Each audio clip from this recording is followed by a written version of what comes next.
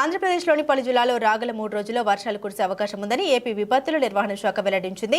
ఈ మేరకు ఆ సంస్థ ఎండీ రోనంకి కుర్మనాథ్ ఒక ప్రకటనలోని వివరాలు వెల్లడించారు. శ్రీకాకుళం, విజయనగరం, అల్లూరి సీతారామరాజు, పార్వతీపురం, మన్యం, ఏలూరు, కాకినాడ, తూర్పు గోదావరి జిల్లాలో సోమవారం పిడుగులతో కూడిన తేలికపాటి వర్షాలు పడవచ్చని వాతావరణ శాఖ హెచ్చరించింది.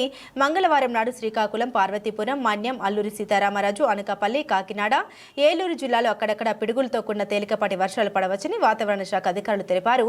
ఆదివారం రాయలసీమలోని పలు ప్రాంతాల్లో వర్షాలు కురవగా అనకాపల్లి జిల్లా రావికమతం, వైఎస్ఆర్ జిల్లా వేంపల్లో 41.4 డిగ్రీలు, విజయనగరం జిల్లాలో గుర్లలో 41.2 డిగ్రీలు, తూర్పుగోదావరి జిల్లా మురమండ, నంద్యాల జిల్లా ఆలగడ్డలో 41 డిగ్రీల ఉష్ణోగ్రతలు నమోదయ్యాయి. తెలంగాణలో ఎండల తీవ్రత కొనసాగుతూనే ఉంది.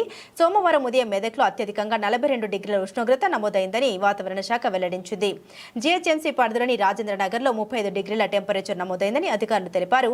మహబూబ్ నగర్, నల్గొండ, ఖమ్మం, భద్రాచలం, రామగుండం, నిజామాబాద్, హన్మకొండ జిల్లాలో 36 నుండి 40 డిగ్రీల ఉష్ణోగ్రతలు నమోదయ్యే అవకాశం ఉందని హెచ్చరించారు.